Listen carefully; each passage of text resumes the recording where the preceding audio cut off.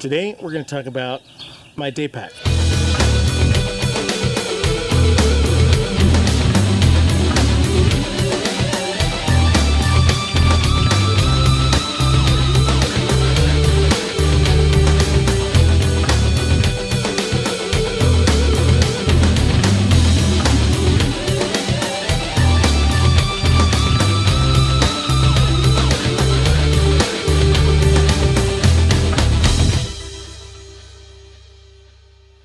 Now, this isn't going to be a bug out bag. This isn't going to be a get home bag or some kind of a wilderness emergency bag. This is strictly what I would take anytime I go out into the middle of the desert out here. Now, so you guys know I live in the desert Southwest, and every now and then I do some military contracting, which means that I have to go out there in the middle of nowhere, in the middle of the desert, and be where the troops are.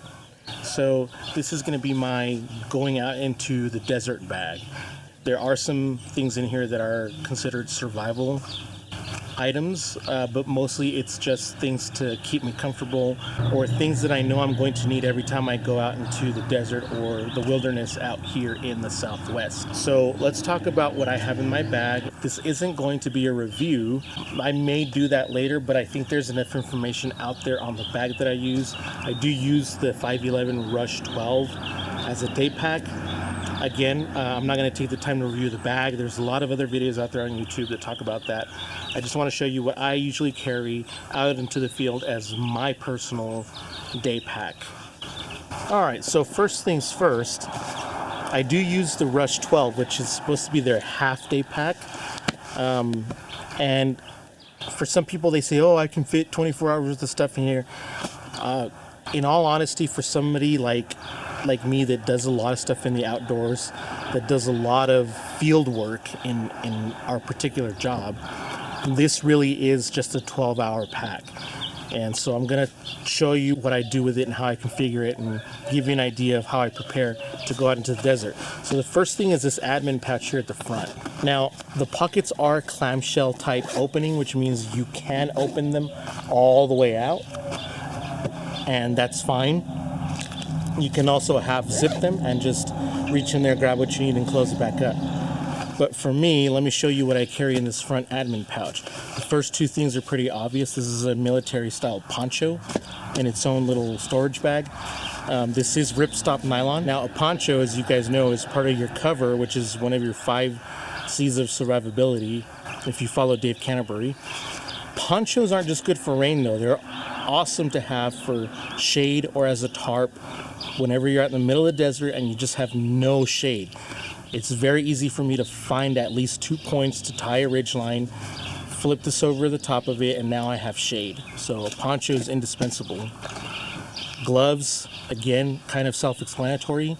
Everything in the desert is pointy, thorny, sharp, or just hot. So gloves are a good option. All right, these two front pockets here on the flap, on the lid, they're usually designed to carry a couple of AR magazines, but obviously I'm not going to carry an AR magazine everywhere I go. I might, but for everyday carry, this is normally what I have. So on this side, I have a full-size ratcheting screwdriver. I personally like to have a full-size screwdriver. I think it's a lot more practical, it's a lot more usable than to rely on a multi-tool screwdriver to get some bigger tasks done. It's also a safety issue.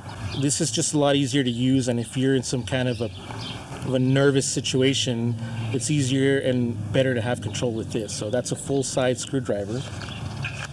And right next to that is a Smith's sharpening rod with coarse and fine settings. This is a diamond-coated plate, basically, a diamond-coated rod. So I do have multiple cutting tools with me. This is good for keeping those sharp. Now on this side I have nothing but illumination, or as Dave Canterbury calls it, a candling device. This is a Coast flashlight. I believe this is 500 lumens, and it's got 3 settings. That's the highest one, medium, low. So good to have it. It is a focusable beam, which is good because if you want to have more distance, this is a lot better to have than just your fixed distance headlamp, for example. And some glow sticks. These are really useful to have around for multiple reasons, but it's kind of self-explanatory. So that's what I have here. Now on this part over here, let's work from the top down. So the first thing up here is the hidden zipper. So in here I have a Silva plate style compass and an emergency whistle. The emergency whistle can be not just for emergency situations or signaling. It may also be useful, for example, in the firing range when you're calling out any kind of ceasefire commands or range hot, something like that. So those live in there. Just my wallet, no big deal. This is a Spec Ops THC wallet. There's my Texas ID on the inside. All the card slots. This is my first aid and trauma certification card. Wallet, good thing to have. That one goes right in here. Okay, this little pocket over here. Here's where some of my redundancies start to come in. Leatherman Sidekick, just your standard Leatherman tool with all your normal Leatherman tools that are in there. This one's a spring-loaded version. So this does have a fine blade, saw, a serrated blade, screwdrivers. It's just the normal Leatherman tools that go in there. So I keep that one right there. Next to it is a Smith & Wesson folding knife. I don't even remember the model that this is. It's one of the Walmart versions. It is stainless steel. Again, I am not sure what kind of steel it is, but it's held an edge really good. I keep this razor sharp, and it's just another redundancy on my cutting tool. This is usually the knife I pull out whenever somebody needs a knife or if I need to do something quick. This is my go-to knife, which is why it lives right in here. On this side, pens, self-explanatory, and this is a reflective safety belt. And these are useful for a number of things. So again, it's just one of those things that it's good to have, especially if I'm working out with the military or someplace where I need to have high visibility. This is good to have, so that one goes in there. And that's it for the front admin pouch. I keep all of this stuff just in there. There's plenty of room for all of it. Zips up really easy. That's pretty good to go. All right, now let's look at the top accessory pouch here. Just my little loose odds and ends. Actually, we'll talk about this in a little bit. Things like keys, Altoids. These are actually headphones because my Bluetooth ones are starting to fail.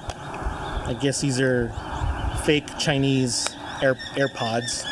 So all of that goes in here. And if I have things like gum or mints, actual Altoids, they'll go in here as well. Right in front of the yoke here where the backpack straps are, there's a small little felt-lined compartment. I usually keep my sunglasses in there. They're designed to keep a cell phone or something in there, but my cell phone I usually just keep in my pocket. So my sunglasses usually go in there if I'm not wearing them. Okay, now let's look at the main compartment. All right, so the main compartment is, again, like the admin pouch, is a clamshell type opening. So you can open it all the way out, which I like. This particular one, the Rush 12, has 2 mesh pouches. The other models have a third pocket down here that's more opaque. This one does not. Not a big deal for me. So here at the top, so what I pulled out earlier, this usually goes in here too. These are my charging and sync cables for my phone and a rechargeable flashlight that I sometimes carry. So this is the USB Type-C and a micro USB cable, which goes to a power bank that I got. I don't even remember the actual brand. This is something that I got at Best Buy. It's 10,000 milliamp hours. It's actually been a really good power bank. So these two go together. I have some AAA batteries. Right now these are exactly 6 because it's 3 for my Coast headlamp, which I keep in here also, and 3 for that other flashlight that I have in the admin pocket. So this is my redundant candling device, like I was mentioning earlier, and it's just really nice to have another source of illumination whenever you need it. So all of those go in that pocket right there. The next pocket here, just some basic health and hygiene things that I normally carry with me. This first one here, Repel wipes. It's not too bad here in the desert Southwest, but some of the areas that I've gone that are more heavily forested, just an hour drive north of here, we have Lincoln National Forest. Bugs get really bad out there, so it's good to have these. And I normally have just one of these. These are the wet ones, antibacterial wipes. This other one is about done, so as soon as I use the last couple ones in here, I'll have a fresh one ready to go.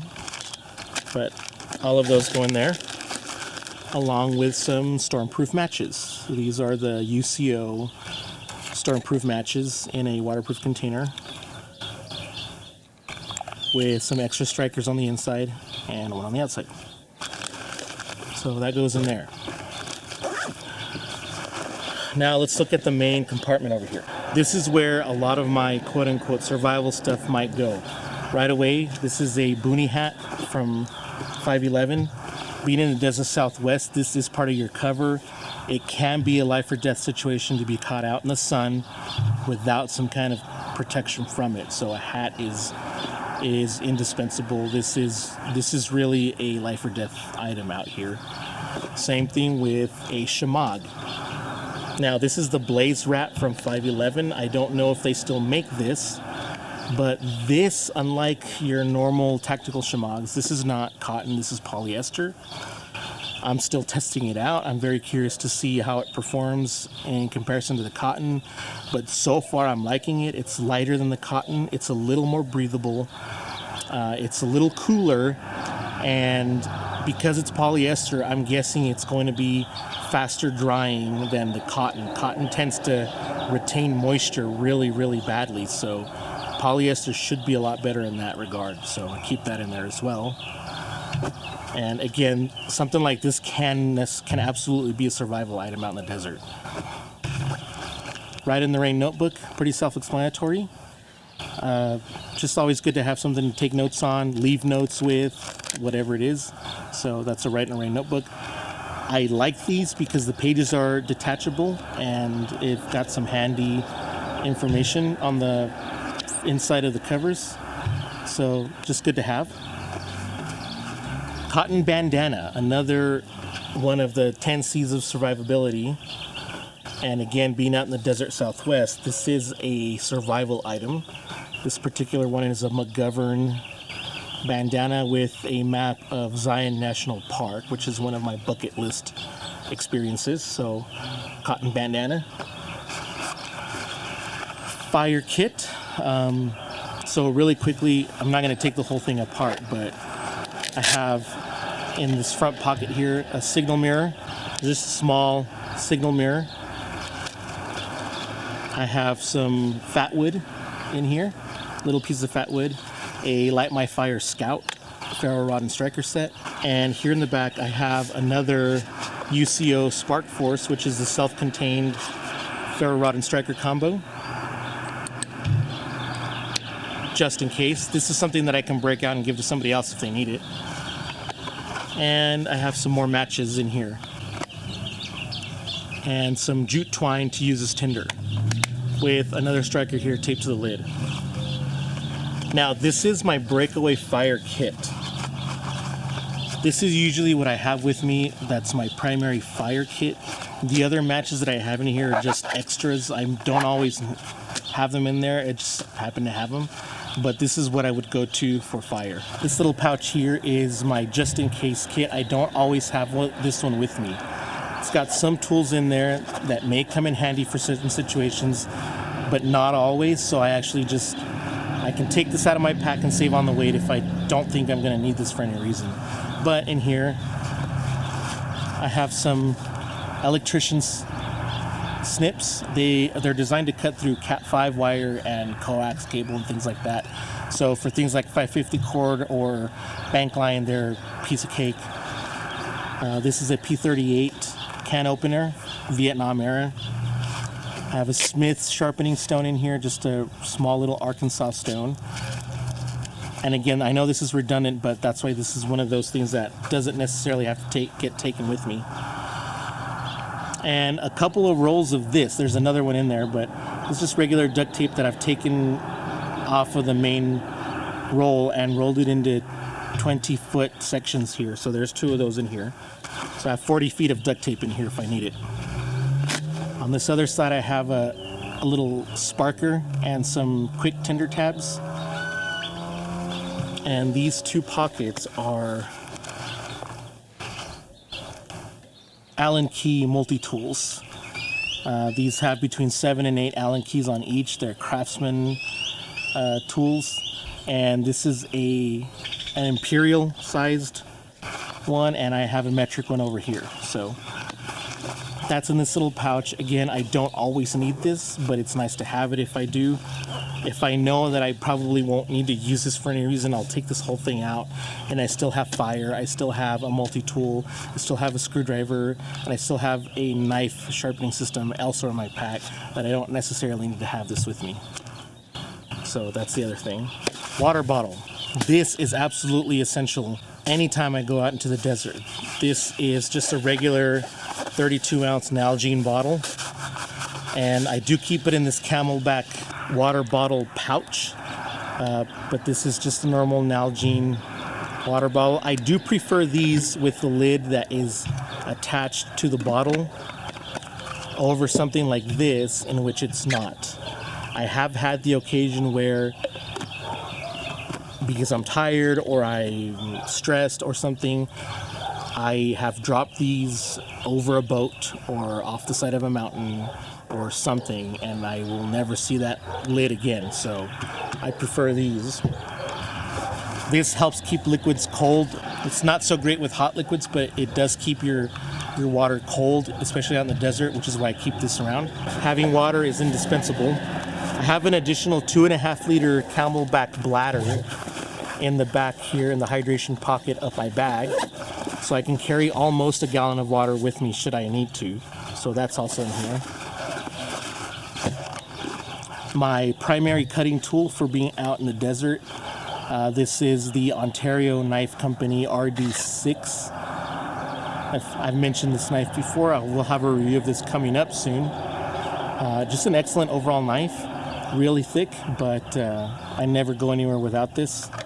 Here in Texas, it is legal to carry something like this anywhere you go, concealed or not, so why not? Back here in the bottom, this is a Possibles pouch, and inside I have another spare cotton bandana. It's another McGovern one. Some eating utensils, because you never know. Some more off.